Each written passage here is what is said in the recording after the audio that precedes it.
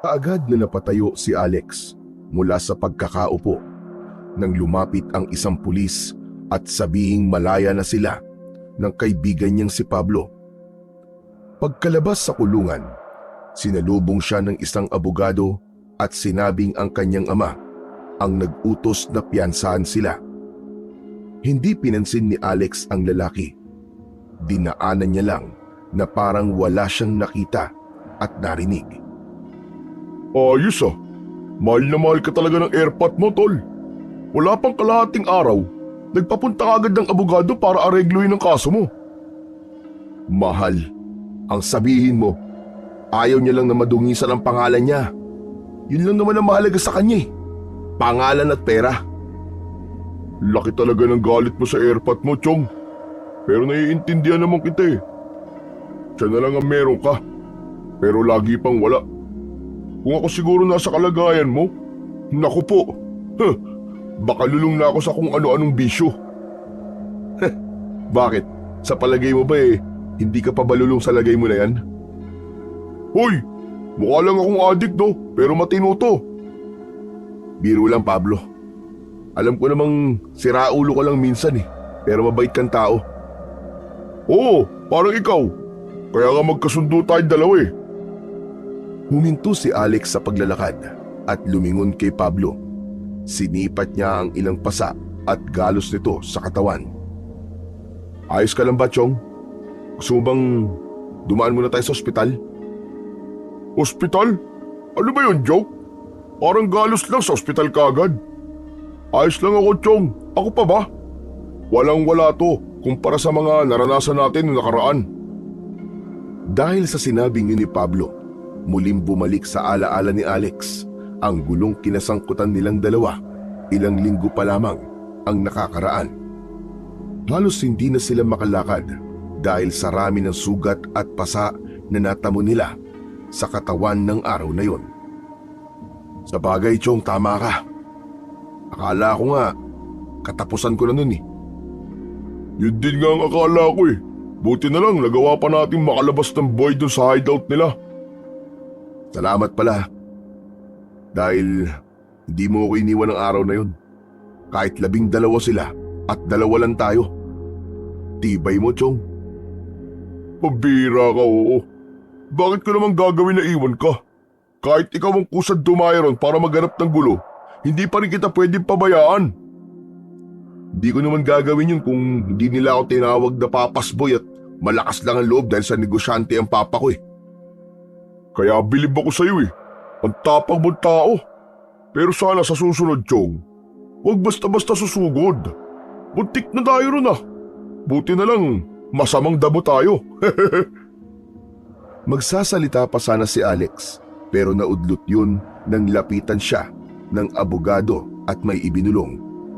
Ayon dito, ay hinihintay umano siya ng kanyang tatay sa kanilang bahay. Lihim na nagtaka si Alex. Isang malaking himala na nagkaroon ng oras ang ama para paglaanan siya ng atensyon. Sa rami ng gulong kanyang kinasangkutan, ni minsan, hindi man lang siya kinumusta nito. Sige na, umuwi ka na muna. Baka importante sasabihin sa'yo ng airpot mo. At isa pa, yun naman ang gusto mo, di ba? Ang bigyan kanya ng atensyon. Sige na, Chong. Kita na tayo ulit bukas. Hinintay muna ni Alex na tuluyang mawala sa kanyang paningin si Pablo bago siya sumakay sa kotseng naghihintay sa kanya. Sa loob ng sasakyan, sinubukang tanungin ni Alex ang katabing abogado kung bakit siya gustong makausap ng kanyang tatay. Subalit wala siyang natanggap na sagot. Hindi na muling nagsalita pa si Alex. Sa halip, hihintay niya na lang na makarating sila sa kanilang destinasyon. Pagbaba pa lang ni Alex sa kotse, nakita niya na kagad ang ama na nakatayo sa pintuan at nakapaloob ang mga kamay sa bulsa ng suot nitong slacks. Biglang nakaramdam ng pananabik si Alex. Masyadong abala ang ama sa trabaho, kaya madalas nawala sa kanilang bahay. Kaagad na naglaho ang pananabik na kanyang nararamdaman nang maaninag niya ang galit sa mga mata nito habang nakatingin sa kanya. Binalingan ni Alex ang abogadong kalalabas lang din ng sasakyan. Ayos din tong amo mo no? Parang naglaan lang yata ng oras sa akin para pagalitan ako eh. Sana sinabi mo na kagad kanina para hindi na ako sumama pa rito. Humingi ng paumanhin ang abogado kay Alex at sinabing ginagawa lang umano nito ang trabaho. Hindi na lang umimik si Alex. Nilampasan niya ang lalaki at naglakad siya palapit sa kinaroroonan ng kanyang ama. Paglapit na paglapit, laking gulat niya nang bigla siyang nakatanggap ng suntok mula rito. Dahil hindi niya yun inaasahan, nawalan siya ng balanse at napaupo sa tiles na sahig. Kaagad na umagos ang dugo mula sa ilong niya na siyang napuruan sa suntok ng ama. Hindi pa nakontento, hinawakan siya nito sa kwelyo. Matagal na kitang pinagpapasensyahan, pero sumusobra ka na. Wala ka bang ibang gustong gawin sa buhay mo? Kung hindi makipagbasag ulo, away dito, away doon. Yan ba gusto mo? Hinawi ni Alex ang kamay ng ama na nakahawak sa kanyang damit at galit siyang tumingin dito. Ano niyo sa buhay na gusto ko? Wala ka namang pakialam sa akin eh. Di ba? Walang ibang mahalaga sa'yo kung di ang pangalan ng trabaho mo. Kaya nga palagi kang wala rito sa bahay eh. Aba, at marunong ka na sumagot ngayon ha? Sige, gawin mo! Suntukin mo ulit ako! Sa tingin mo ba, isa ka ng ulirang ama dahil sa ginagawa mo ngayon? Mas lalo mo lang pinapatunayan sa akin na wala kang kwentang ama! Naudlot ang gagawin sana nitong pagsuntok sa kanya dahil sa sinabi niyang yun. Sa halip na sa mukha niya, sa dingding dumapo ang kamao nito. Kaya ka ba nagkakaganyan? Dahil sa tingin mo ay wala akong kwentang ama? Hindi mo ba naiisip na ginagawa ko lahat ng ito para sa'yo? Dahil ayokong dumating yung araw na kapag wala na ako, wala akong maiiwan na kahit ano sa'yo. Ginagawa ko ang lahat para mabigyan ka ng magandang buhay. Pero ano itong ginagawa mo? Ikaw mismo naglulugmok sa sarili mo. Ang sabihin mo, kaya hindi mo magawang manatili rito sa bahay dahil ayaw mo ako makita. Dahil para sa'yo, ako ang pumatay kay mama. Hindi totoo yan. Ni minsan hindi ko inisip yun. Kahit nasa trabaho ko, wala akong ibang iniisip kundi ang kalagayan mo. Hindi mo ba alam kung gaano kasakit sa akin na makita ka nagkakaganyan? Hindi ako naniniwala sa'yo. Walang ibang importante sa'yo kundi ang pera.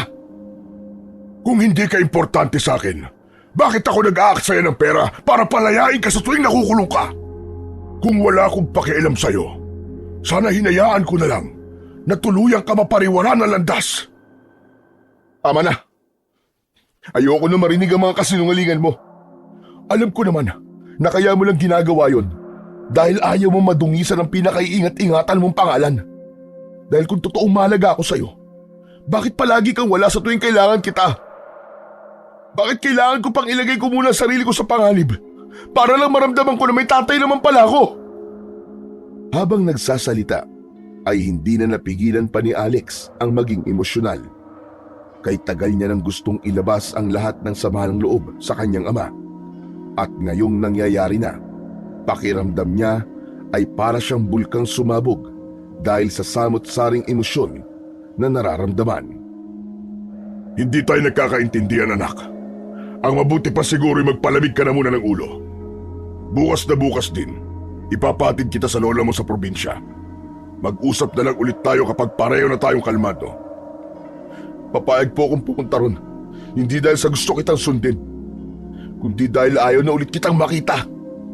At alam ko rin naman na yun ang gusto mong mangyari. Kaya gusto mo akong paalisin dito. Pagkasabi nun, ay tumalikod na si Alex at tinahak ang direksyon papunta sa kanyang silid. Ramdam niyang nakasunod sa kanya ang tingin ng kanyang ama, pero hindi na siya nag-abalang lumingon pa. Pagkapasok niya sa silid, ibinalibag niya pasara ang pinto at pinagsusuntok ang dingding ng kanyang kwarto. Tumigil lamang siya nang dumudugo na ang kanyang mga kamao. pumasok siya sa banyo at tinignan ang sarili sa salamin. Partikular sa ilong niyang patuloy pa rin ang pagdurugo. Habang pinupunasan ang dugo, ay bumalik sa isip niya ang nangyari. Hindi niya lubos maisip na nagawa siyang saktan ng sariling ama. Buong buhay niya, wala siyang ibang ginusto kung hindi ang mabigyan siya nito ng oras at atensyon. Ang kakulangan nitong yun ang nag-udyok sa kanya para magrebelde at maging basagulero. Ang akala niya kasi, bigla nitong mapagtatanto ang halaga niya sa oras na ilayo niya ang loob dito. Pero nagkamali siya. Sanggol pa lang siya nang mawala ang kanyang nanay. Ayon sa yaya na nagpalaki sa kanya, namatay umano ang kanyang nanay sa panganganak sa kanya. Habang lumalaki siya, naisip niyang siya ang sinisisi ng kanyang tatay sa nangyari, kaya hindi man lang siya nito magawang paglaanan ng oras. Lumakit nagkaisip siya na tanging yaya ang nasa kanyang tabi. Pakiramdam niya tuloy, hindi lang ilaw ng tahanan ang nawala sa buhay niya, kundi pati na rin ang sanay haligi na siyang pwede niyang masandalan sa lahat ng oras. Kinabukasan, alas 7 pa lang ng umaga, ay abala na si Alex sa pagkakarga ng mga dadalhin niyang mga gamit. Hindi niya alam kung babalik pa siya, kaya sinadya niyang magdala ng maraming damit. Pagsapit ng alas 9 ng umaga, ay tinatahak na nila ang kahabaan ng kalsada. Ayon sa driver, aabuti ng 8 hanggang 9 na oras ang biyahe nila, kaya nagpasya muna siyang umidlip. Naging mabilis ang pagtakbo ng mga oras. Namalaya na lang ni Alex na tinatahak na nila ang kalsada kung saan pawang tanim na palay ang makikita sa magkabila ang gilid. Binuksan ni Alex ang bintana at sumalubong sa kanya ang malamig at sariwang hangin. Napapikit siya't ninamnam ang pagdampi nun sa kanyang balat. Saka lang siya dumilat nang sabihin sa kanya ng driver na nakarating na sila. Isinara niya ang bintana ng kotse at bumaba.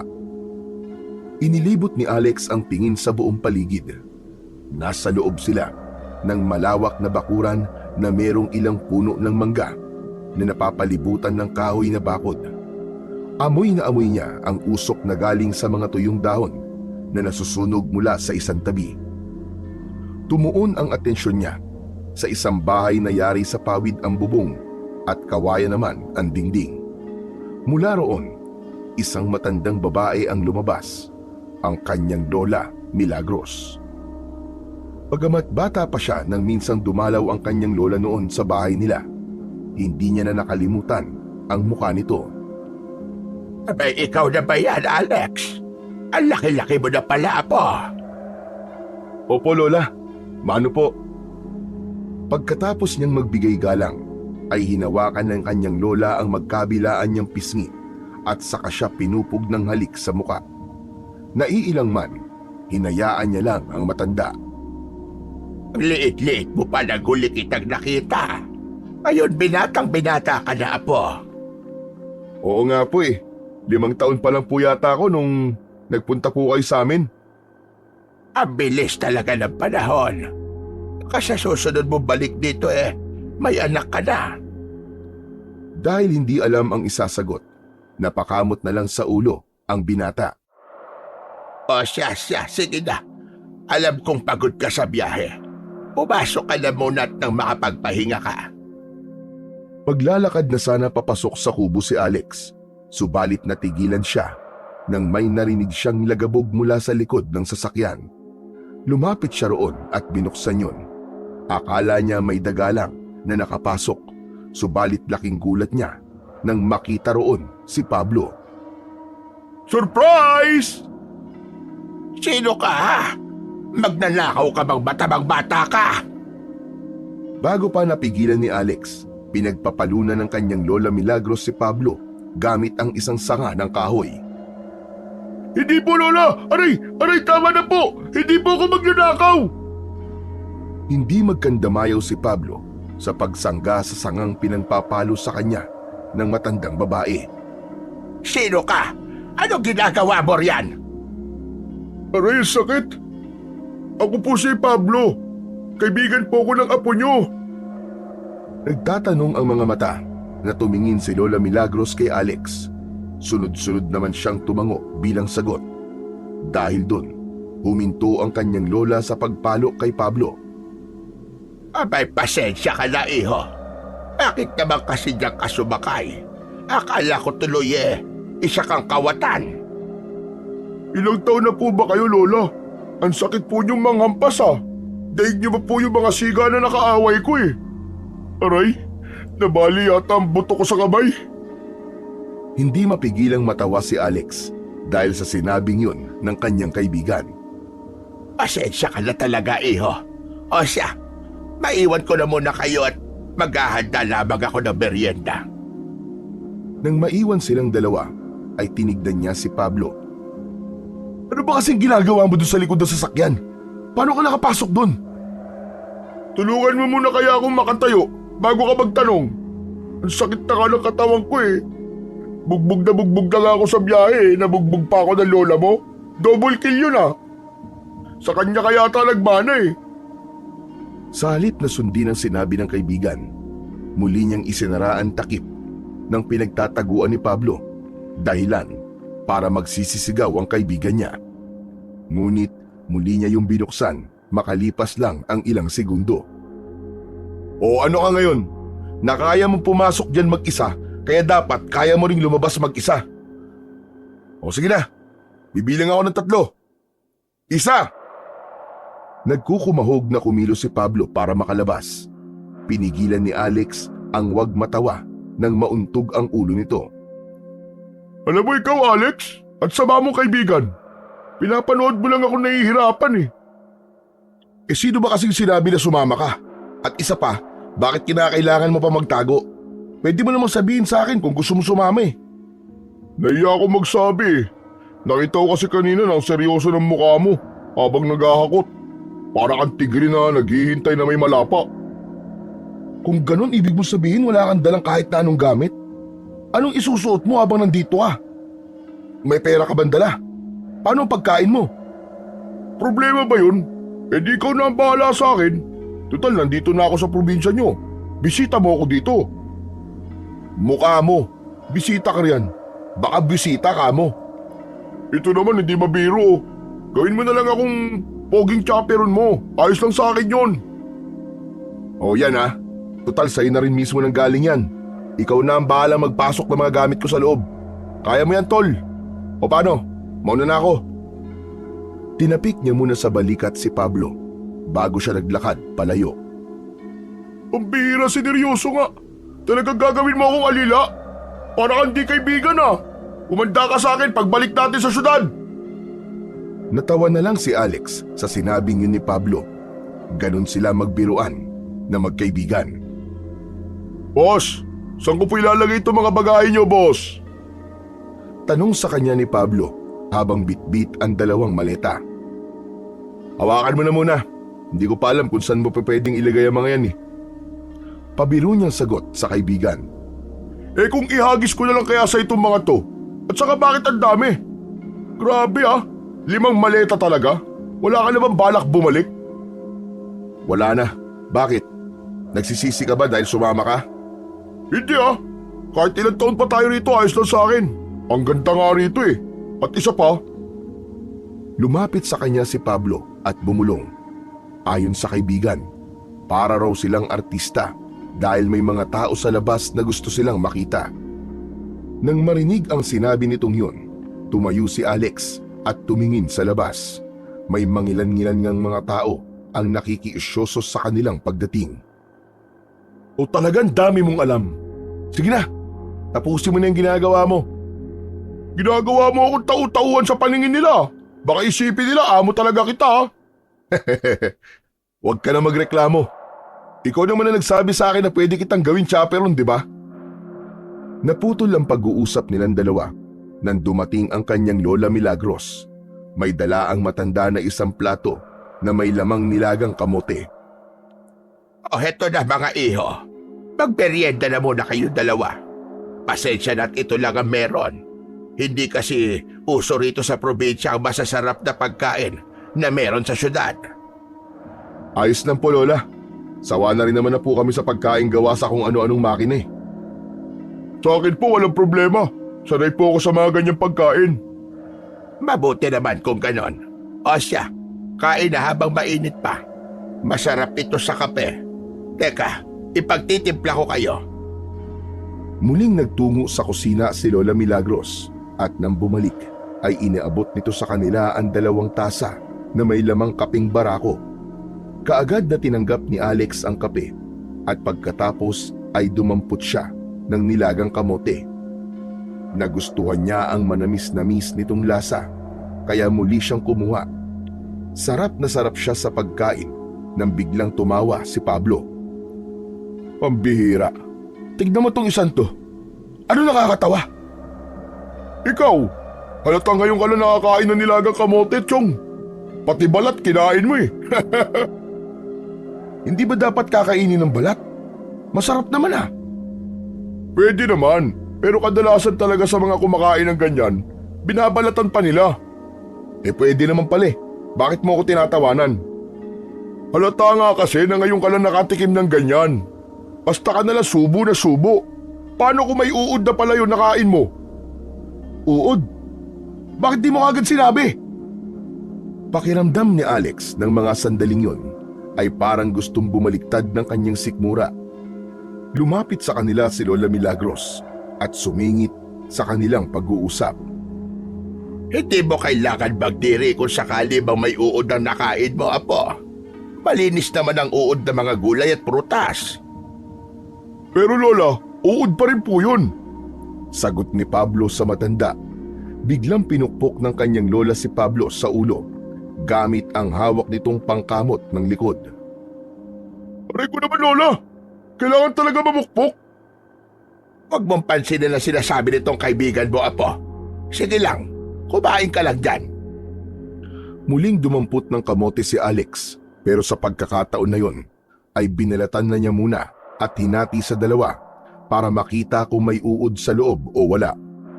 Tama ang sinabi ng kanyang lola. Masarap ngang ipares sa kape ang nilagang kamote. Hindi niya namalayan na halos siya na pala ang umubos sa pagkain na nasa pinggan.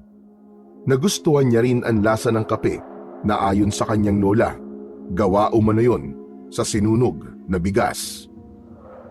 Kinagabihan, naging mailap ang antok kay Alex. 12:00 na ng gabi at tahimik na ang buong paligid.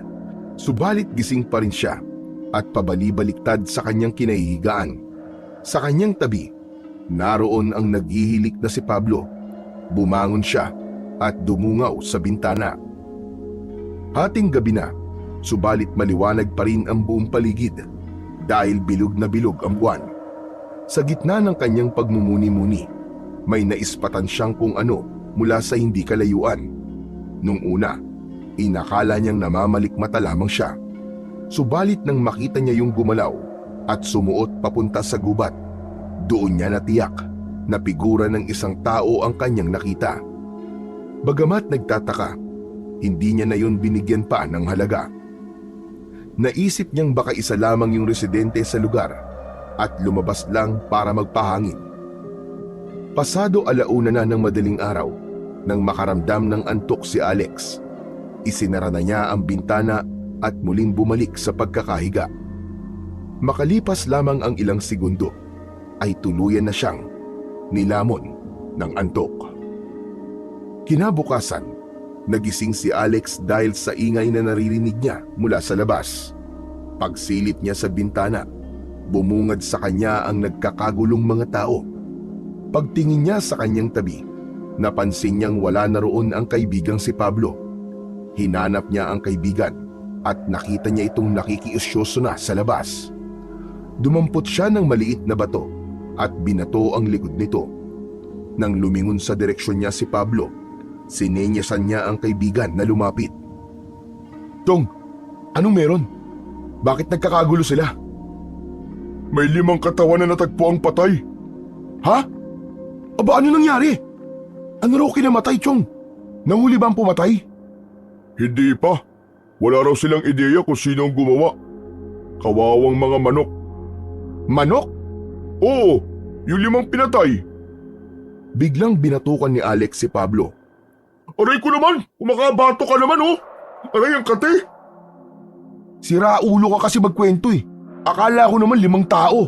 Manok lang naman pala. Manok nga! Wala naman ako sinabing tao ah! May narinig ka ba? Eh hindi mo naman sinabi kaagad na manok pala eh. Anong gusto mong isipin ko? Ang bira talaga tong taong to. Diyan ka na nga. Bumalik si Alex sa loob ng bahay at hinanap ang kanyang Lola Milagros. Mas mabuti pa siguro kung ang matanda na lang ang uusisain niya. Dumiretso si Alex sa kwarto ng kanyang lola at naabutan niyang abala ang matanda sa pagbuburda. May kailangan ka ba, Apo? Narinig niyo na po ba yung nangyari, Lola Milagros? Oo, Apo. Bakit? Wala po. Nagtataka lang po ako. Bakit kailangan patayin sa halip na nakawin? Yun na nga rin ang ipinagtataka ko, Apo. Mukhang dugo lang ang habol na salarin at hindi ang mismong manok. Napakunot ang noon ni Alex dahil sa kanyang narinig na sinabi ng kanyang Lola Milagros. Bakit po dugo? Ang weird naman po nun.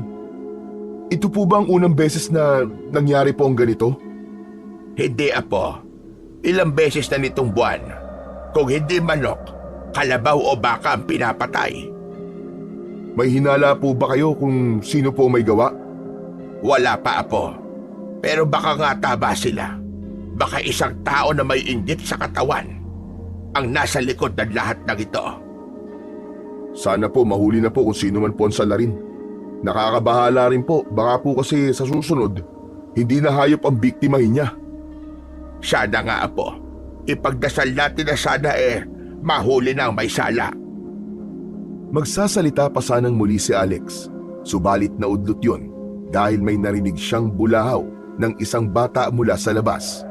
Akmang sisilip sana siya sa bintana pero pinigilan siya ng kanyang lola. Mabuti pang magbingi-bingihan ka at magbulag-bulagang ka na lang, Apo.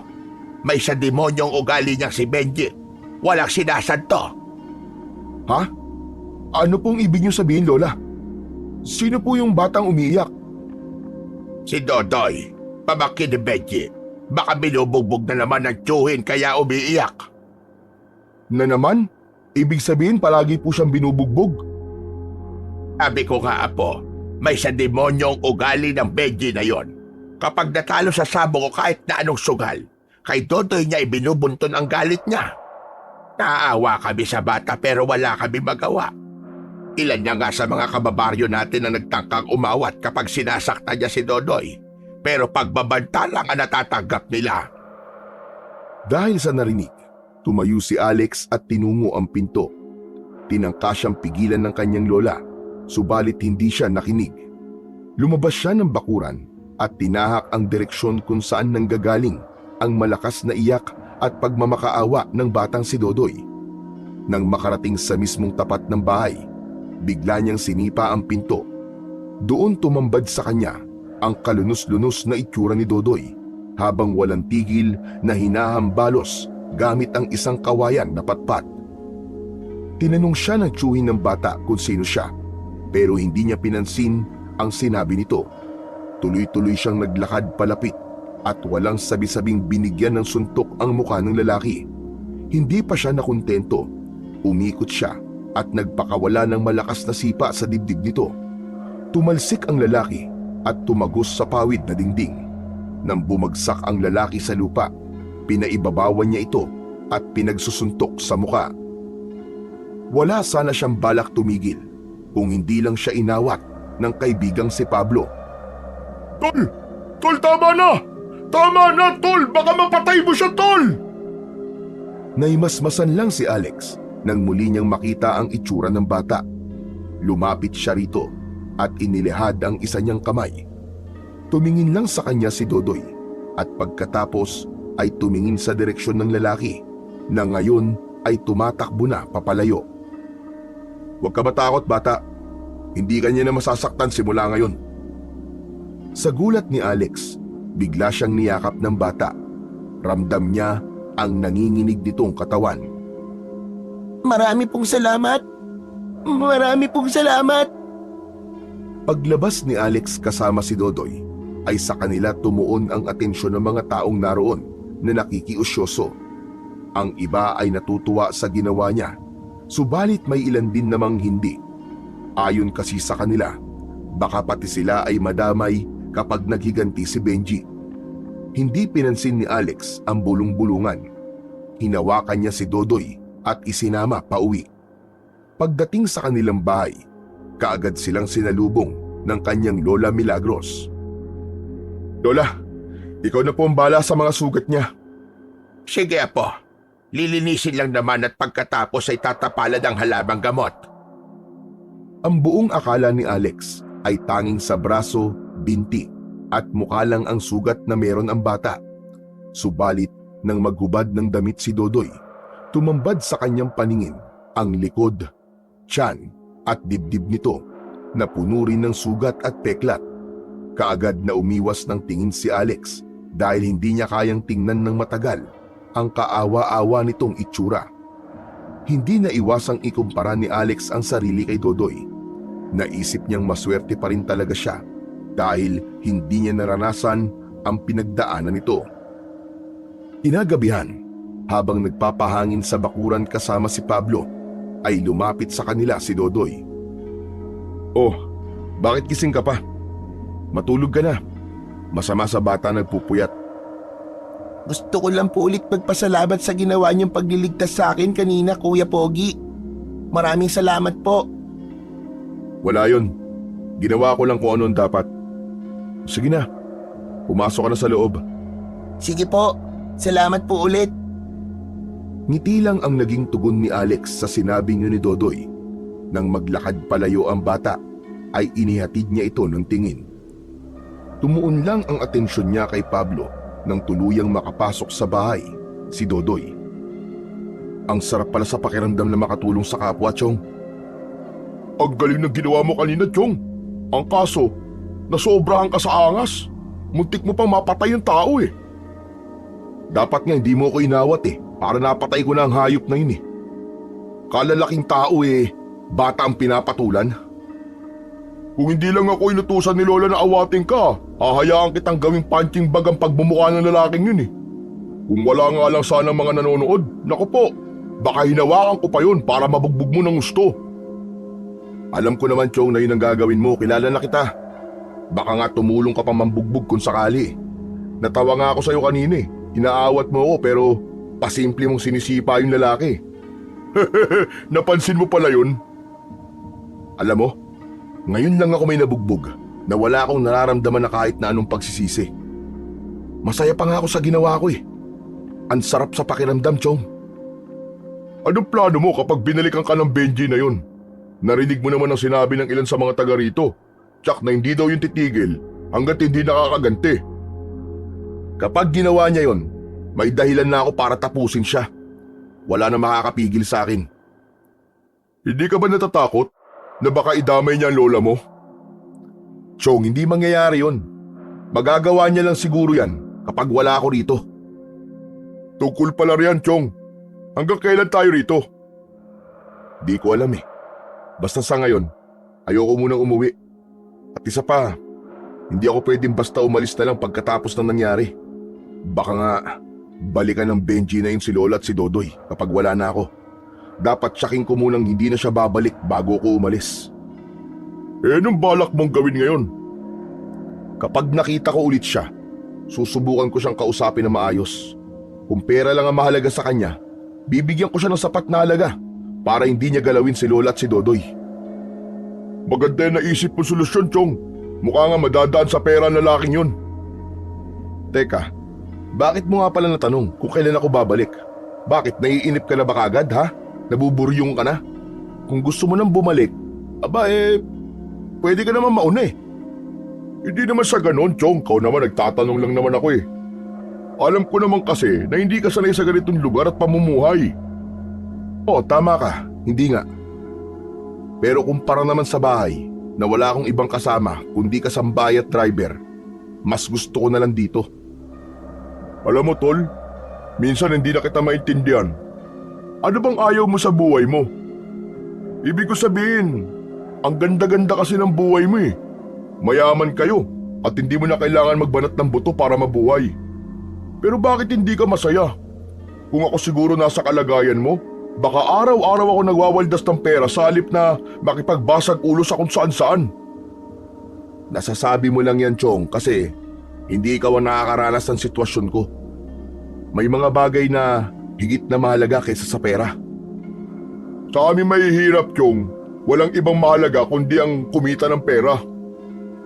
Naiintindihan ko naman ang kalagahan ng pera sa buhay ng tao, pare. Ang hindi ko lang maintindihan, bakit may mga magulang na kayang baliwalain ang anak nila dahil lang sa pera? Ang mama ko, kaya siya pumunta ng ibang bansa para matustusan ang pangangailangan namin magkakapatid. Baka ganun din ang papa mo. Baka kaya siya laging nakasubsob sa trabaho para maibigay niya ang lahat ng gusto mo. Yan nga ang sabi niya sa akin, pero hindi ako naniniwala doon. Simula ng bata pa ako, ganun na siya eh. Naniniwala kasi ako sa kasabihan na kung talagang mahalaga ka sa isang tao, kaya ka nilang isingit sa oras nila kahit na gaano pa sila kabisi. Sa bagay, tama ka. Si mama kasi, palagi siya nangungumusta sa akin. Nagpakawala ng isang malalim na buntong hininga si Alex bago muling nagsalita. 8:00 na pala. Tara na, pasok na tayo sa loob. Sabay silang pumasok sa loob ng bahay at pumesto sa kani-kanilang higaan. Makalipas lamang ang ilang sandali ay naghihilik na kagad si Pablo. Gaya ng nagdaang gabi, madaling araw na ulit nakatulog si Alex. Mabilis na lumipas ang mga araw. Hindi na malayan ni Alex na mag-iisang buwan na pala siyang nasa probinsya. Sa loob ng maiksing panahon niya sa lugar, marami na siyang natutunan at pakiramdam niya ay isa na talaga siyang ganap na probinsyano. Marunong na siyang mag-ani ng palay, umakyat sa puno ng nyog, magsibak at manguha ng mga panggatong, at higit sa lahat, marunong na siyang gumawa ng barakong kape na gamit lamang ang sinunog na bigas. Dahil sa mga ganong gawain, nawaglit sa isip niya ang mga dati niyang nakasanayang gawin nung nasa syudad pa siya, lalong-lalo na ang paggamit ng cellphone. Isang hapon, habang abala siya sa pag-iigib, humahangos na nilapitan siya ni Dodoy. Kuya Pogi! Kuya Pogi! Si Kuya Pablo po! Hindi makababa! Ano? Hindi makababa saan? Halika po, dali! Sumunod po kayo sa akin! Sinundan niya si Dodoy nang tumakbo ang bata palabas ng bakuran. Nakarating sila sa bukid at doon nakita niya si Pablo na nasa taas ng isang puno ng nyog. Parang butiki na nakayakap sa puno ang kaibigan habang sumisigaw ng saklolo. Hindi napigilang matawa ni Alex.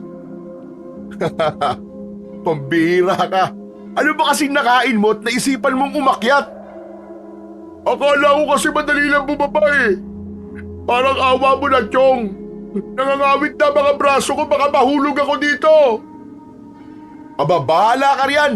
Marunong kang umakyat. Dapat marunong ka rin bumaba. Paano ba ginagawa yun?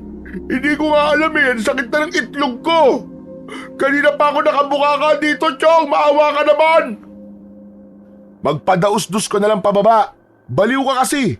Bakit ka ba umakyat dyan? Gusto lang naman kitang gayahin, Chong eh.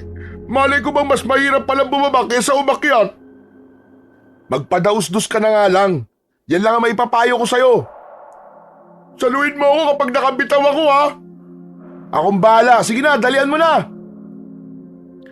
Ginawa nga ni Pablo ang sinabi niya. Nagpadaus-dos ang kaibigan pababa sa puno hanggang sa tuluyang makarating sa baba.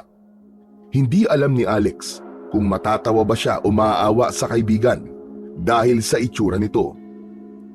Ang daya! Bakit kapag ikaw ang umaakyat parang ang dali-dali lang sa'yo? Madali lang naman talaga eh. Mali kasi ang ginawa mo. Eh paano ba dapat? Akyat ka ulit. Ituturo ko sa'yo. Naku, hindi na bale. Okay na ako. Kuya Pogi, alam mo ba kung bakit umakyat si Kuya Pablo? Kasi gusto niya magpasikat sa anak ni Aling Tess. Hoy, bata ka! Huwag ka maniwala riyan, Chong. Gusto ko lang talaga subukang umakyat at kumuha ng bunga. Sigurado ka bang gusto mo lang kumuha ng bunga? Oo nga, Chong. Hindi ka ba naniniwala sa akin? Gusto ko na sana maniwala sa iyo eh. Ang kaso, walang bunga tong puno na inakyat mo. Anong pipitasin mo dyan, dahon? Natigilan si Pablo at tumingin sa itaas. Nang mapagtanto nitong nagsasabi siya ng totoo, biglang napakamot sa ulo ang kaibigan. Nagpapasikat pala ha? Ha! Yan ang napapala mo! Huwag ka maingay. Baka mamaya may makarinig pa eh. Mas lalo pa niyang inalaska ang kanyang kaibigan. Tumigil lang siya nang tingnan siya nito ng masama. Magpapasikat na lang kasi, palpak pa. Heh, imbis na humanga sa'yo yung tao, baka ma-turn off pa. Oo na. Ikaw na magaling. Nang iwan sila ni Pablo, ay binalingan niya si Dodoy. Lagot ka, Dodoy. Bakit mo kasi binuko si Kuya Pablo mo? Nagtampo na tuloy. Nagsabi lang naman po ako ng totoo, Kuya Pogi eh. Dapat po ba na humingi po ako ng pasensya kay Kuya Pablo? Nilapitan ni Alex si Dodoy at ginulo ang buhok ng bata. Hindi mo kailangan gawin yon. Wala ka namang kasalanan eh. Hayaan mo yan si Kuya Pablo mo. Ang pururot lang yun. Ganun po ba? Sige po. Halika, umuwi na tayo. Baka hinahanap na tayo ni Lola. Pagdating nila sa bahay, naabutan nila na ginagamot ng kanyang Lola Milagros ang mga galos sa braso ni Pablo. Dulot yun ng ginawa nitong pagpapadausdos sa puno ng nyog. Bakit mo naman inutusan na magpadaos-dos itong si Pablo, Apo? Tignan mo nangyari sa braso niya. Kasalanan naman po niya, Lola eh. Umakyat po siya ng puno tapos hindi naman pala marunong bumaba. Sana kinuha mo yung hagdan dito sa likod. May hagdan kayo, Lola? Oo, nasa likod. Sinadyang pagtulungan na gawin nyo ng ilan sa mga kalalakihan dito sa atin para may magamit kapag aakyat ng nyog. Karamihan kasi rito ay hindi marunong umakyat. Yung iba naman, marunong umakyat pero hindi marunong bumaba. Naku, may hagdan pala. Pasensya na po, Lola, na wala po sa isip ko. Kita niyo na, Lola. Alam niya palang may hagdan tapos pinadausdos pa ako. Gusto niya talaga akong mahirapan eh. Ang sama talaga ng ugali ng apo niyo, Lola eh. Bakit mo kasi naisipang umakyat? Tignan mo tuloy ang nangyari sa'yo. Puros kagalos. Wala po, Lola. Sinubukan ko lang naman po kung kaya ko eh. O siya, sige na. Pagkatapos nito, bawal ka munang maligo ha. Hayaan mo munang masipsip ng sugat mo tong halamang gamot na ididikit ko rito sa mga sugat mo. Handa ka na ba? Ididikit ko na ha. Medyo mahapdi ito. Sige po, Lola. Gawin niyo na po. Natawa si Alex nang mapansin niyang nagpipigil ang kaibigan na huwag sumigaw habang idinidikit ng kanyang lola ang halamang gamot sa mga sugat nito. Hinawakan pa siya nito sa damit. Parang doon ibinuhos ang pagtitimpi sa sakit. Bumitaw lang ang kaibigan nang tapos na ang kanyang lola sa ginagawa. Ayan, tapos na. Huwag mo munang babasain na. Bukas ka na maligo. Opo, Lola. Maraming salamat po. Pagsapit ng gabi, pare-pareho silang maagang pumesto para magpahinga. Pagod ang katawan ni Alex sa maghapong pagtulong sa mga gawain, kaya nang mahiga siya ay kagad siyang nakatulog. Kinabukasan, bumungad kay Alex ang balitang may ilang patay na hayop na namang natagpuan sa bakuran ng isa sa mga kapitbahay nila. Nang magkaharap-harap sila sa hapagkainan para mag-umagahan, napag-usapan nila ang nangyari. Nakakatakot din pala rito sa probinsya, Lola. Mabuti naman po at hindi kayo takot kapag mag-isa lang kayo dito. Sanay na ako dito, iho. At isa pa, ilang taon nang walang kahit na anong kababalaghan na nangyayari dito sa lugar namin. Nitong nakaraang buwan lang ulit na bulabog ang kapayapaan dito dahil sa mga natatagpo ang patay na hayop. Sagot ng kanyang Lola Milagros kay Pablo. Dapat po mahuli na po ang salarin eh. May mga naghahanap na po ba sa kanya? Gusto ko pong tumulong sa paghanap. Hindi dapat hinahayaan ang pag-alagala sa paligid ng mga ganong tao, Lola. Baka mamaya mas malalang krimen na ang magawa niya. Seryoso ang mukha ni Alex habang nagsasalita at nakatingin sa kanyang lola. Sa pagkakaalam ko, Apo, walang gustong sumubok na alamin kung sinong nasa likod ng lahat. Takot ang mga kalalakihan dito sa lugar natin. Kaya nga pagsapit pa lamang ng dilim, nasa loob na kagad sila ng kani-kanilang mga bahay.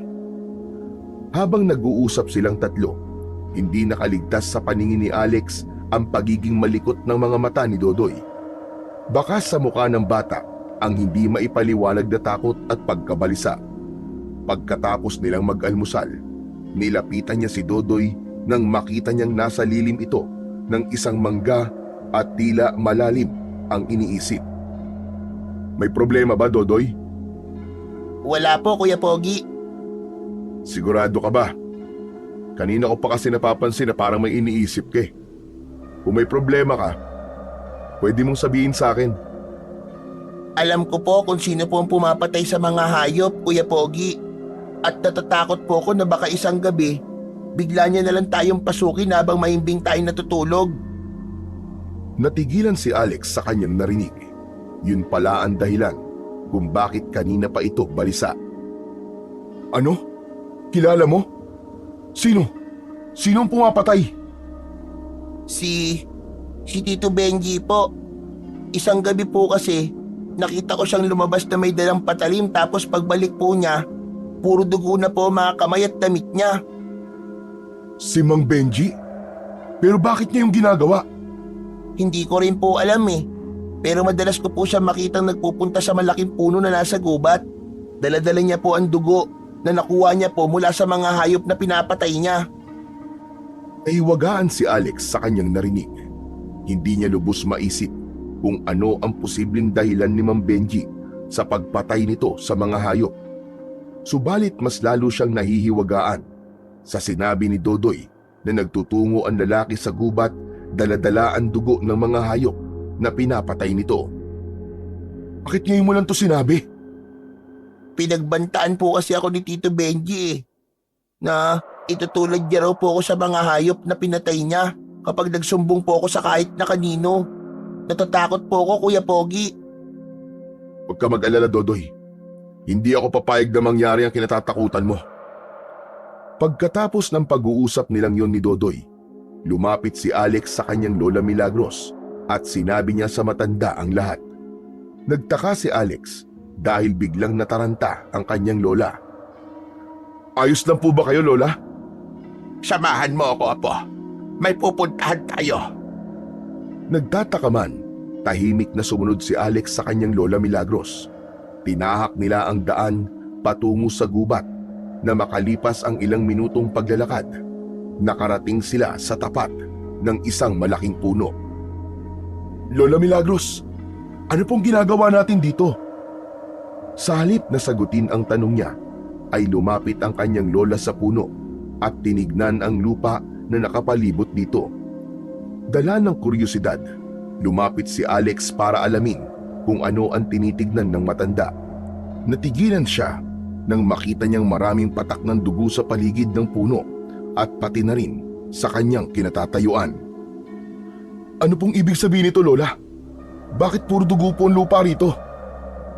Sinusubukan silang buhayin ni Benji gamit ang itim na orasyon, Apo.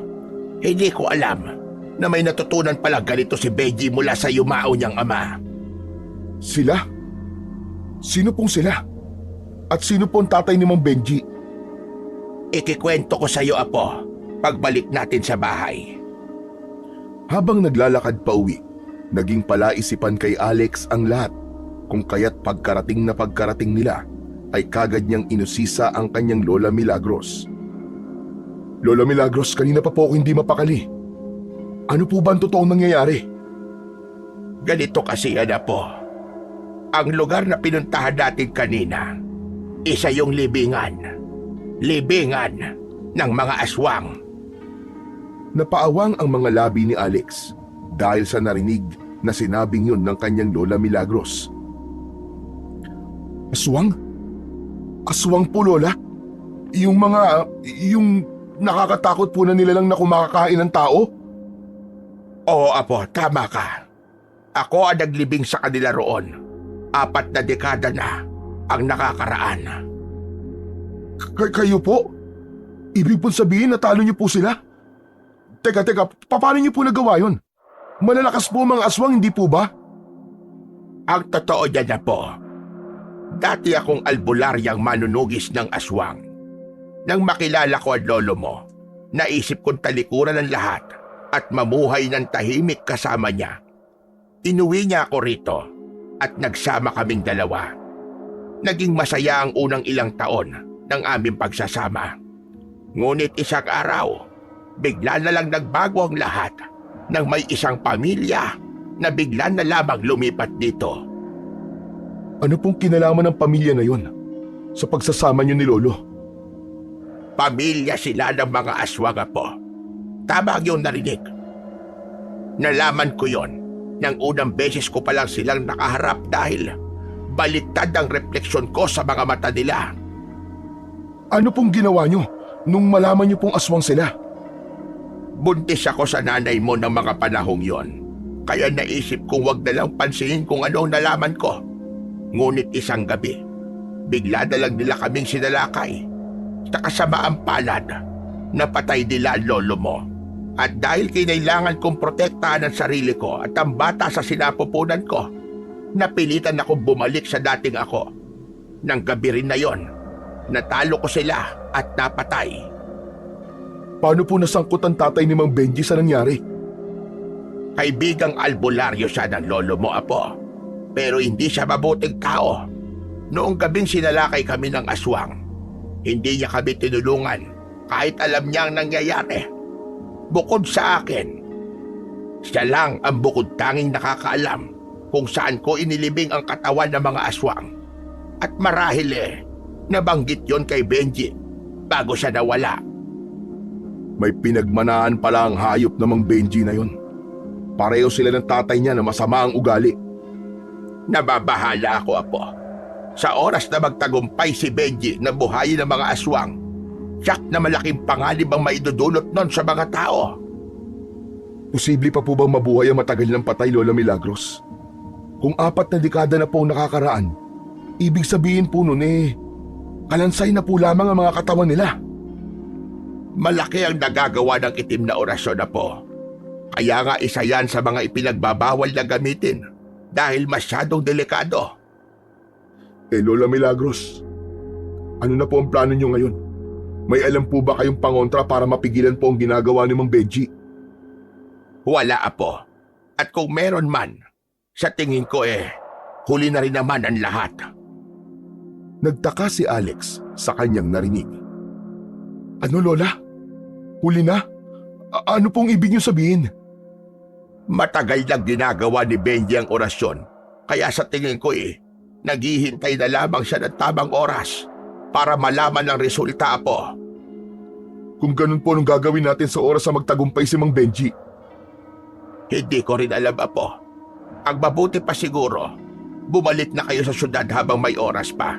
Isama mo na rin si Dodoy. Sunod-sunod ang ginawang pag-iling ni Alex bilang pagtutol sa sinabing yon ng kanyang Lola Milagros.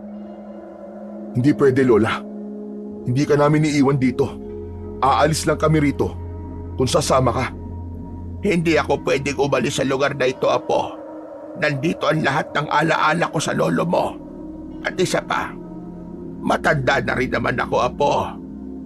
Kung hindi ka aalis dito, Lola, hindi rin po ako aalis. Sasamahan ka namin dito kahit na ano pa po ang mangyari. Ama nga ang nakarating sa akin na bali-balita patungkol sa iyo, apo. May katigasan nga talaga ang ulo mo. Hindi naman sa pagiging matigas ang ulo, Lola. Hindi ko lang po talaga kayang umalis ng bigla at iwan kayo rito sa ganitong sitwasyon.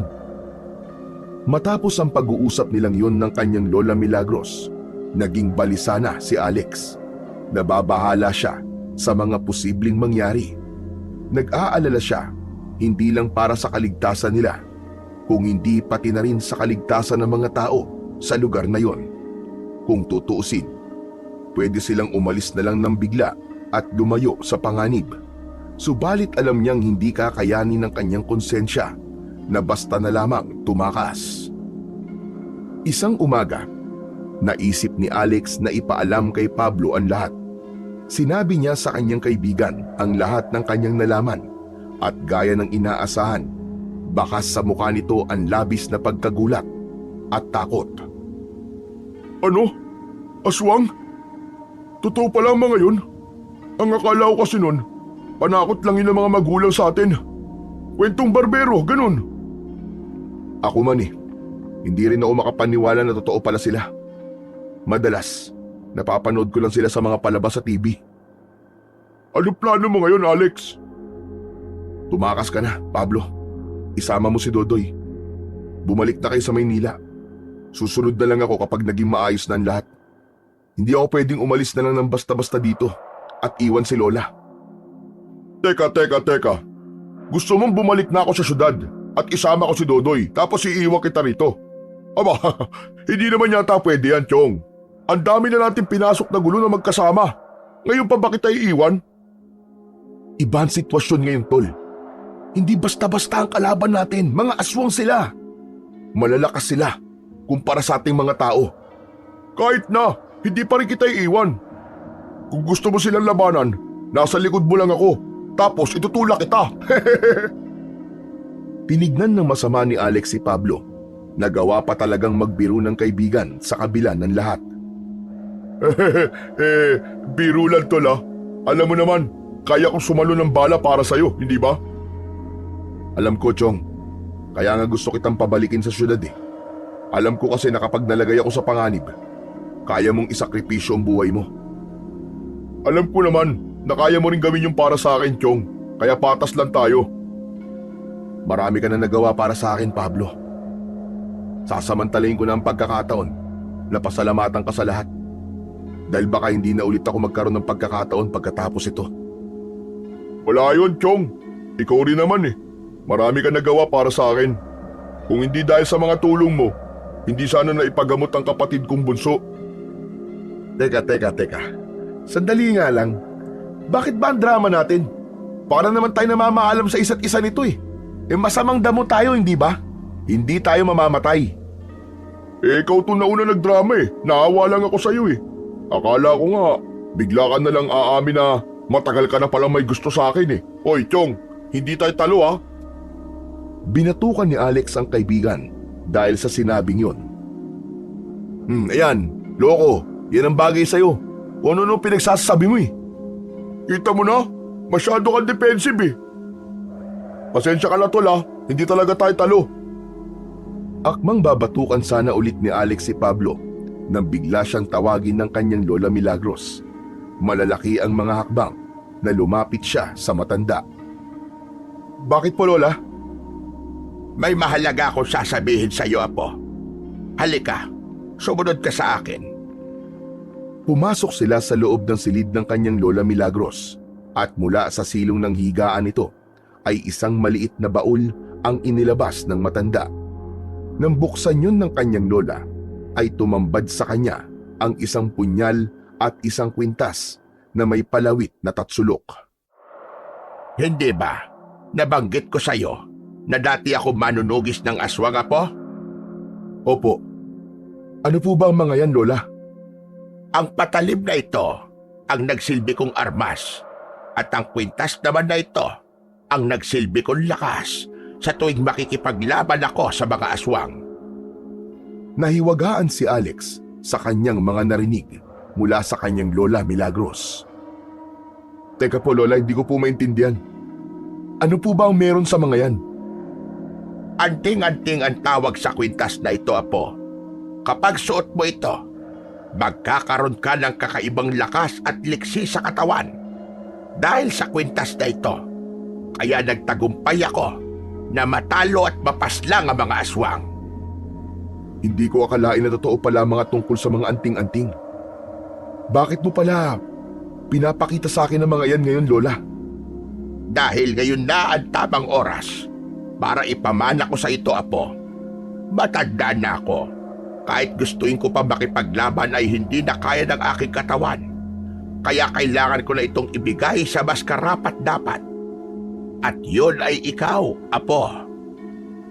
Ibig niyo pong sabihin Gusto niyong talunin ko ang mga aswang gamit ang anting-anting na ito? Tama ka, Apo. Pero hindi lang yun ang dahilan kung bakit ko sa iyo gustong ipamana ang mga ito. Alam ko kasi na kaya mo itong pangalagaan.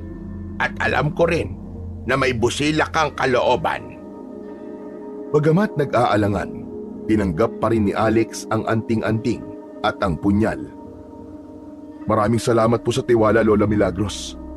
Gagawin ko po ang lahat para matalo ang mga aswang at magkaroon ulit ng kapayapaan dito sa lugar natin. Alam kong kaya mo, Apo. Nananalaytay sa mga ugat mo ang dugo ng pagiging isang manunugis. Pero Lola, paano po kung di po ako magtagumpay? Paano po kung mabigo akong iligtas kayo? Apo, ito ang palagi mo tatandaan. Sa bawat tagumpay, maaaring may buhay na mawala. Pero hindi ibig sabihin nun na nabigo ka na. Kailangan mo lang tanggapin na hindi lahat ay kaya mong mailigtas. Ayoko po may mawala sa inyo, Lola. Gagawin ko po ang lahat para maprotektahan kayong lahat. Basta magtiwala ka lang sa sarili mo at sa anting-anting, Apo. Kayong dalawa ang magtutulungan para matalo ang mga kalaban. Opo, Lola. Tatandaan ko po yan. Kinagabihan, hating gabi na, subalit gising na gising pa rin si Alex. Sa mga kamay niya ay hawak-hawak niya ang baul kung saan naroon ang anting-anting at ang punyal. Bagamat alam niya sa sarili na may katapangan siyang taglay, hindi niya pa rin maiwasang isipin kung sapat na ba yun para mailigtas niya ang mga taong mahalaga sa kanya. Hinawakan ni Alex ang anting-anting at tinitigan. Ayon sa sinabi ng kanyang Lola Milagros, ang anting-anting ang magiging katuwang niya sa pagharap sa mga aswang. Bago siya matulog ng gabing yun, isinuot niya ang anting-anting sa kanyang leeg. Kinabukasan, ramdam na ramdam ni Alex na may pagbabago sa kanyang katawan. Naging malakas ang kanyang pakiramdam at mas naging maliksi pa ang kanyang mga kilos. Bandang hapon, abala siya sa pagsisibak ng kahoy nang maramdaman niyang may kung anong bagay na lumilipad papunta sa kanya. Kusang kumilos ang isa niyang kamay para saluhin yun bago pa man tuluyang tumama sa kanyang muka. Isa yung bato na medyo may kalakihan. Kung nagkataong tumama yun sa kanya, tiyak na magkakaroon siya ng bukol. Tumingin sa paligid si Alex para hanapin kung sino ang nambato at nakita niya si Lola Milagros mula sa hindi kalayuan. Lola, kayo pala yan. Para saan po yun? Gusto ko lang matiyak kung nararamdaman na ng katawan mo ang kapangyarihan ng anting-anting, Apo. At base sa aking nasaksihan, mukhang nananalaytay na sa mga ugat mo ang kapangyarihan ng kwintas. Tama po kayo, Lola. Ramdam ko na nga po na parang may kakaiba po ngayon sa katawan ko. Ang galing pala ng anting-anting na ito. Pakiramdam ko po tuloy. Kaya ko magpatumba ng puno ng isang suntok lang eh. Bakit hindi mo subukan na po para malaman natin? Biglang nag-alinlangan si Alex kung gagawin ba niya o hindi. Kapag nagkataon na hindi gumana ang kapangyarihan ng anting-anting, tiyak na hindi biro ang sakit na mararanasan niya. Wag na po, Lola. Baka mamaya may makakita pa sa akin. Wala ka bang tiwala sa anting-anting, Apo? Hindi ba sabi ko sa'yo, yan ang magiging katuwang mo. Dapat pagtiwala ka sa kanya. Sige po. Gagawin ko na po. Lumapit si Alex sa isang puno ng mangga. Huminga muna siya ng malalim bago magpakawala ng isang suntok sa mismong katawan ng puno. Nakaramdam ng sakit sa kanyang kamao si Alex pero hindi ganun katindi. Makalipas lamang ang 3 segundo, bumagsak ang puno. Mahusay, Apo. Mukhang nagkakasundo kayo ng anting-anting. Naputol ang pag-uusap nilang maglola dahil biglang sumulpot si Pablo at si Dodoy. Kagad na nagtaka ang kanyang kaibigan matapos makita ang punong nakatumba. Hala, ano nangyari? Bakit natumba? Wala namang hangin at hindi naman bumabagyo ah. Bakas ang pagtataka sa boses ng kaibigan niyang si Pablo habang nakatingin sa punong bumagsak. Sinuntok ko, kaya nabuwal. Napatingin sa kanya ang kaibigan. Puno ng pagdududa ang mukha nito. Sinuntok mo lang? Tapos natumba na? Sino ka? Si Superman? Ipinakita ni Alex ang sugatan niyang kamao sa kaibigan. Napaawang ang bibig nito habang nagpalipat-lipat ang tingin sa kamao niya at sa puno. O ano, Chong? Naniwala ka na ba? Teka, paano mo nagawa yun, Chong? Sinuntok mo lang tapos natumba na? Mismo. Isang suntok lang. Gayahin ko nga rin. Kung kaya mo, siguradong kaya ko rin yun. Sigurado ka bang gusto mong gayahin? Watch and learn, Chong. Lumapit ang kanyang kaibigan sa isa pang puno ng mangga at inikot-ikot muna ang isang braso na tila ba naghahanda ng isang malakas na suntok. Nang makita ni Alex na susuntukin na nito ang puno, ay kagad siyang umiwas ng tingin. Kasunod nun, umalingaw-ngaw sa paligid ang malakas nitong pagdaing nang dahil sa sakit. Sa kabila ng nakakaawa nitong itsura, ay hindi niya maiwasang matawa. Ayan, gaya-gaya ka kasi Kuya Pablo eh. Yan tuloy. Tama na yan, tama na. Kayo naman, nasaktan na nga yung tao tinatawanan nyo pa. Parinig at gamutin natin yung sugat mo. Habang sinusundan ng tingin ang kanyang lola at si Pablo, ay tawang-tawa pa rin si Alex. Tumigil lang siya nang mapansin niyang nag-iimbestiga ang titig sa kanya ni Dodoy. Kuya, paano niyo po napatumba yung puno? Sasabihin ko sa iyo sa tamang panahon, Dodoy. Tara na, sundan natin sila. Kinagabihan, habang nakadungaw sa bintana at nagmamatsyag sa paligid, ay isang kahina-hinalang tao ang nakita ni Alex. Tinahak nito ang daan patungo sa kagubatan, kaya kagad siyang nakakutob na si Benji yun. Lumabas siya ng kanilang kubo at sinundan ang lalaki. Natiyak niyang si Benji ang lalaki nang huminto ito sa tapat ng malaking puno kung saan nakalibing ang mga aswang. Nakita niyang ibinuhos ni Benji sa lupa ang laman ng dala nitong timba na sa tingin niya ay dugo.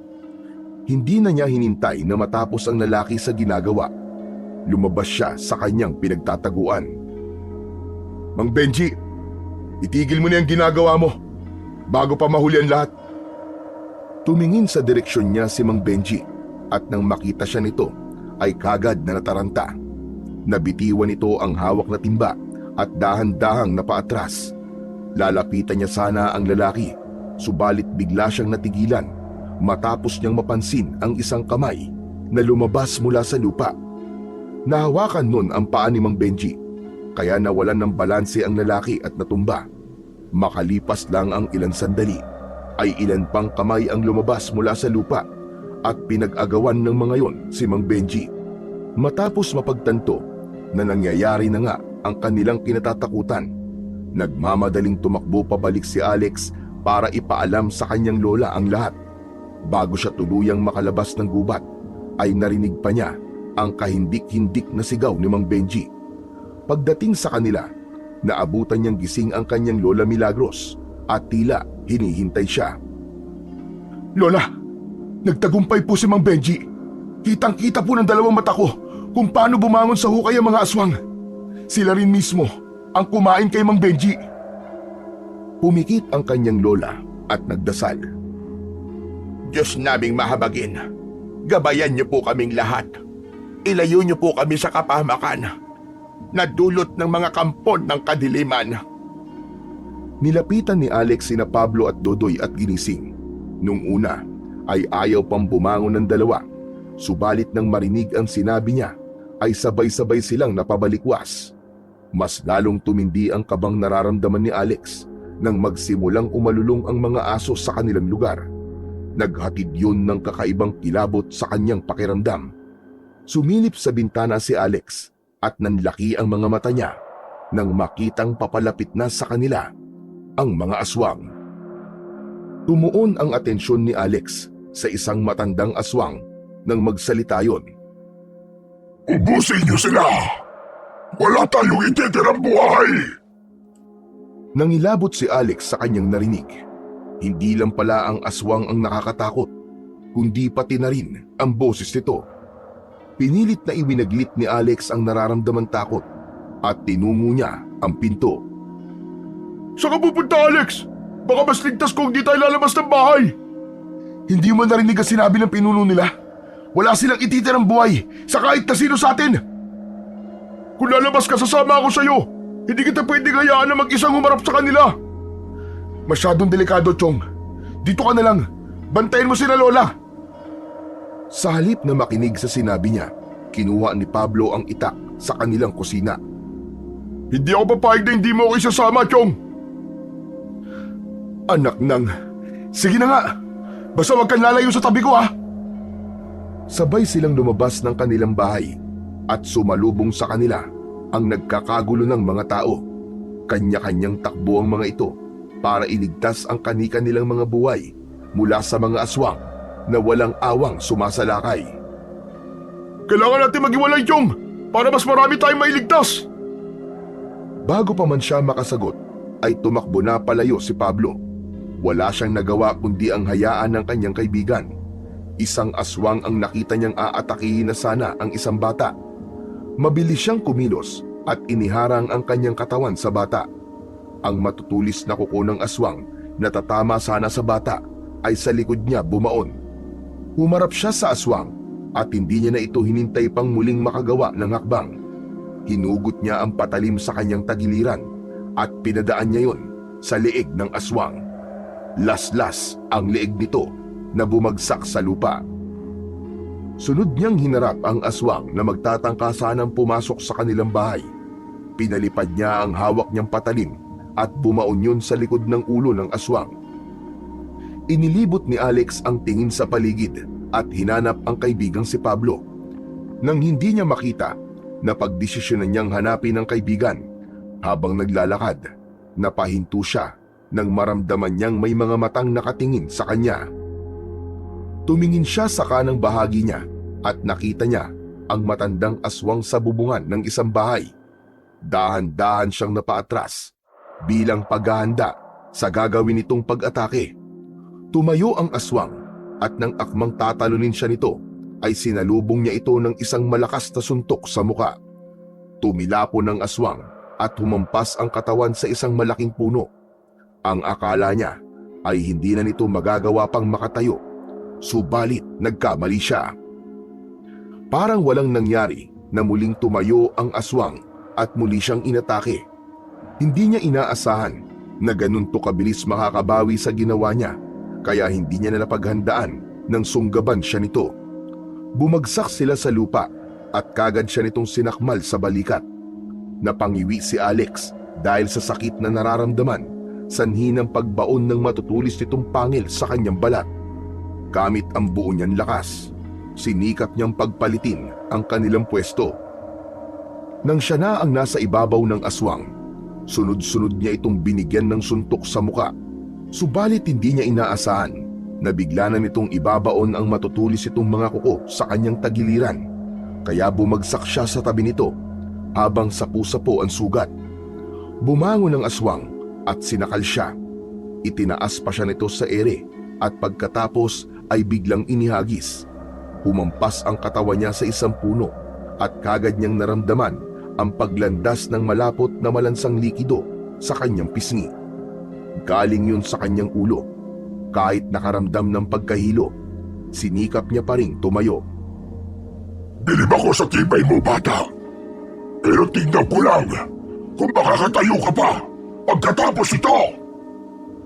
Dinampot ng aswang ang isang putol na puno ng nyug at itinaas nito yun gamit ang dalawa nitong kamay. Sa bigat at laki nun, tiyak ni Alex na hindi na siya makakatayo pa sa oras na tamaan siya nun. Nang ihagis nito yun sa direksyon niya, ay sinalubong niya yun ng kanyang kanang kamao. Nahati yun sa dalawa at bumagsak sa lupa. Dahil sa ginawa niya, mas lalong nanlisik ang mga mata ng matandang aswang. Pinapahanga mo ko, Totoy. Hindi pa karaniwan ang taglay mong lakas. Parang gusto ko tuloy baliin niyang mga braso mo. Pagkatapos nun ay mabilis na tumalon papunta sa kanya ang aswang at bago pa niya madepensa ng sarili sa balak nitong gawin ay nahawakan na nito ang kanyang kanang braso at pinilipit yun. Napangiwi siya sa sakit, subalit bago pa man ito tuluyang mabali ang kanyang braso ay nagpakawala siya ng suntok sa bandang tenga nito gamit ang isa pa niyang kamay. Sa lakas ng binitiwan niyang suntok, tumalsik ang aswang at bumagsak sa lupa. Nang makita niya ang malaking puno ng akasya sa ulunan ng aswang, ay bigla siyang nagkaroon ng ideya. Mabilis siyang nagtungo sa likod ng puno at isang malakas na suntok ang pinakawalan niya. Nabuwal ang puno at bago pa man makakilos ang matandang aswang, ay nabagsakan na ito. Sinubukan pa nitong makaalis, subalit dahil masyadong malaki at mabigat ang puno na nakadagan sa katawan nito, nabigo itong makawala. Isang galit na babaeng aswang ang sumugod naman kay Alex matapos itong makita ang nangyari sa matandang aswang. Nang akmang sasakmalin na sana siya nito, ay isang patalim ang lumipad at bumaon sa leeg mismo ng aswang. Nang lumingon siya para alamin kung sino ang naghagis ng patalim, ay nakita niya ang kanyang Lola Milagros. Inalis ni Alex ang katawan ng aswang sa ibabaw niya at agad na tumayo. Lalapitan na sana niya ang kanyang lola, subalit nang maalala niya ang kaibigang si Pablo, ay bigla rin siyang tumalikod para hanapin ang kaibigan. Sa paghahanap kay Pablo, ilang bangkay ng mga tao ang nadaanan niya. Bumundol ang kaba sa kanyang dibdib nang makita ang itak na dala ni Pablo sa ilalim ng isang puno. Sa tabi nun ay 4 na katawan ng aswang ang naroon at parang wala ng mga buhay. Dahan-dahan siyang tumingin sa taas at doon nakita niya ang kaibigan na nakaupo sa isang sanga at nakapikit ang mga mata. Nakahinga siya ng maluwag nang itaas ni Pablo ang isa nitong kamay at sumenyas na ayos lang ang lagay nito. Pagtingin niya sa bandang taas pa ng puno, ilang kababaryo nila ang nakita niyang naroon. Bata, matanda at meron ding 2 lalaki. Hintayin niyo ako! Babalikan ko kayo! Naglakad pabalik si Alex sa kanilang bahay at pagbalik niya ay dala-dala na niya ang mahabang hagdan. Isa-isang bumaba ang mga taong naroon at ang huli ay si Pablo. Nang makababa na ang kaibigan, doon niya lang napansin na may sugat pala ang braso at balikat nito. Dahil sa labis na tuwa, dahil ligtas ang kanyang kaibigan, isang mahigpit na yakap ang ibinigay niya rito. Aray! Bitaw tol, ang sakit ng sugat ko eh! Ikaw talaga, tutuluyan mo yata ako eh! Natatawang bumitaw si Alex sa kanyang kaibigan. Mabutit ligtas ka, Chong. Kinabahan talaga ako. Akala ko kung ano na nangyari sa'yo. Masaya rin ako, Chong, at ligtas ka. Kahit nakapagtataka na ang dami mong sugat sa katawan, nagagawa mo pa rin tumayo. May sapusa ka ba? Inakbayan muna ni Alex ang kaibigan bago niya sinagot ang tanong nito. Ano ka ba? Para ka naman bago ng bago. Masamang damo to, Chong. Mahirap tong mamatay. Magkaakbay na naglakad ang dalawa at pagdating sa kanilang bahay ay kagad silang sinalubong ng kanyang Lola Milagros. Lola Milagros, unahin niyo po munang gamutin ang mga sugat ni Pablo. May gagawin pa po ako. Huling lumabas ng kanilang bahay si Alex at isa-isang tinipon ang bangkay ng mga aswang sa paligid. Itinambak niya ang mga yun sa loob ng kanilang bakuran at pagkatapos ay sinindihan. Yun ang naisip niyang paraan para hindi na maulit ang nangyari. Nang tuluyang maging abo ang katawan ng mga aswang, ay saka lang siya pumasok sa loob ng kanilang bahay. Saktong tapos ng gamutin ng kanyang lola si Pablo, kaya siya na ang sumunod. Naghubad siya ng damit at nakita niyang napaawang ang bibig ni Pablo nang makita ang malalalim niyang sugat sa tagiliran at sa balikat. Hindi hamak na mababaw lang ang sugat ko. Pero kulang na lang mamatay-matay ako sa sakit. Tapos ikaw, kulang na lang lumabas ang lamang loob mo pero parang baliwala lang sa'yo ah. Tao ka pa ba, Chong? Sa halip na sagutin ang tanong ng kaibigan, ay biniro niya ito. Sa sugat ka ba talaga nakatingin o sa magandang katawan ko? Hoy, hoy, hoy! Bakit ko naman titignan ang katawan mo ha? Chicks ka ba? Natawa na lang si Alex sa naging sagot na yun ni Pablo.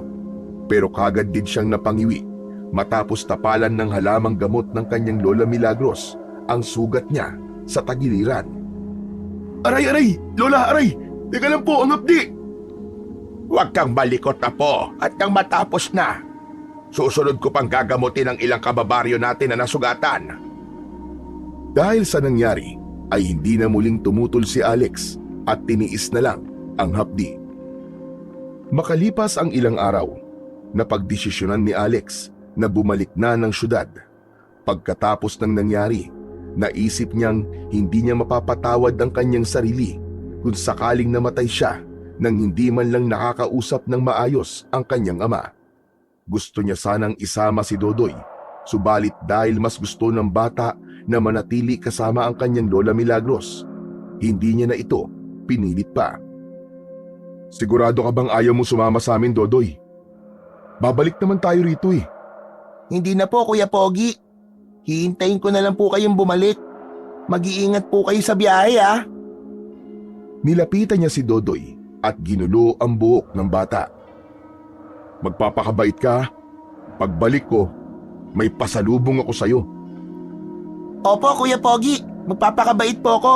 Tutulungan ko po si Lola Milagros sa mga gawain po dito sa bahay. Aasahan ko yan ha. Ikaw na muna ang bahala ngayon kay Lola.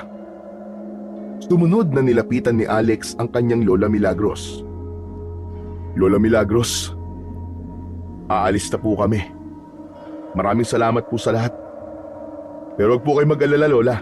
Babalik din po kami kagad sa susunod na buwan. At kung papayag po si Papa, baka po isama ko siya.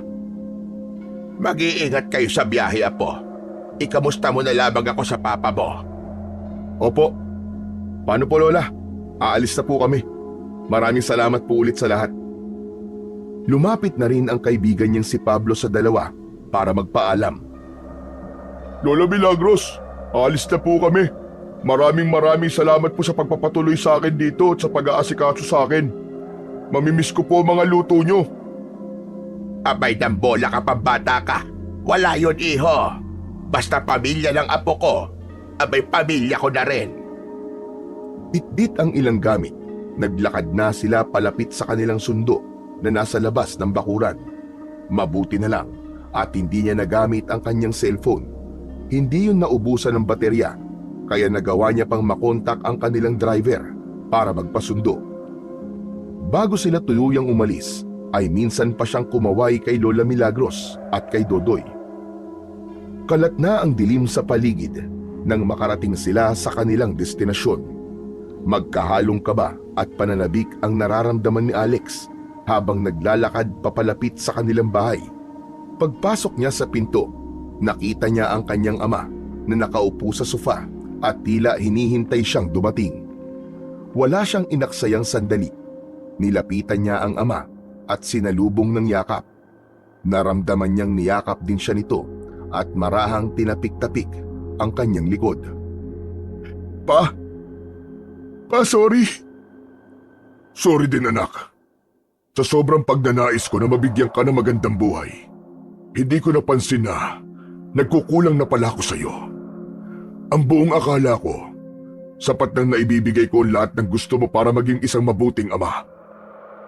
Ayos lang pa. Naiintindihan ko na po ang lahat ngayon. Pasensya na po. Kung naging sarado po ang isip ko nung huli tayo nagkausap. Ako ang dapat na humingi ng pasensya sa iyo, anak. Nasaktan kita ng araw na yun. Ang laki ng pagkukulang ko sa iyo. Tapos ako pa ang may ganang magalit. Magsasalita pa sana si Alex, subalit naudlot yun nang biglang sumingit sa usapan nila si Pablo. Pasensya na po, Sir Oscar, ano? Kung naabala ko po ang father and son moment yung dalawa. Bigla kasi ako nauhaw eh. Pwede po ba makiinom? Aba, oo naman, Pablo. Pero hindi tubig ang iinumin natin ngayong gabi, ha? Umiinom ka ba ng alak? Nako, hindi po ako marunong tumanggi sa grasya, Sir Oscar. Ikaw naman, iyo, masyado kang formal. Dito na lang ang itawag mo sa akin. Hindi kita masyadong kilala pero Alam kong mabuti kang kaibigan sa anak ko. Kaya simula ngayon, pamilya na rin ang turing ko sa'yo. Maraming salamat po, Sir Tito. Nang gabing yon, uminom silang tatlo. Yun ang unang beses na nakainuman niya ang sariling ama at pakiramdam ni Alex ay siya na ang pinakamasayang tao sa mundo ng mga sandaling yon. Mula noon ay palagi nang pinaglalaanan ni Mang Oscar ng atensyon ng anak para hindi na maulit ang kanilang hindi pagkakaunawaan. At yun naman talaga ang nararapat. Umaalis ito paminsan-minsan para asikasuin ang ibang negosyo, pero naiintindihan naman yun ni Alex dahil napagtanto niya na para sa kanya ang ginagawa ng kanyang ama. Isang buwan ang lumipas. Muling bumalik sa probinsya sina Alex at Pablo para magbakasyon. Ngunit sa pagkakataon na yon, kasama na nila ang kanyang amang si Oscar.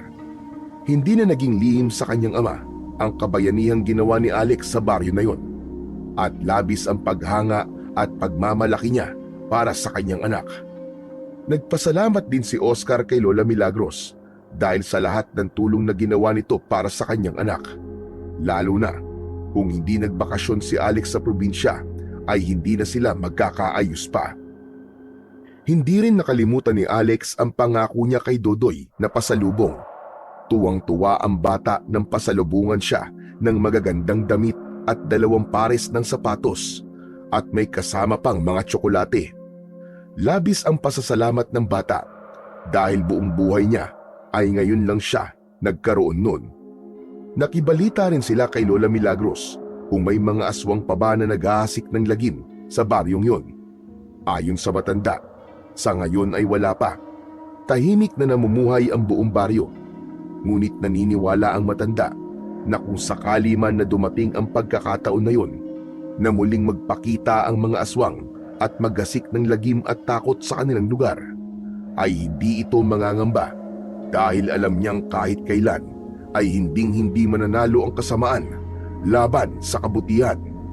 Hanggang nasa kanila ang makapangyarihang agimat at meron silang Diyos na sinasampalatayahan.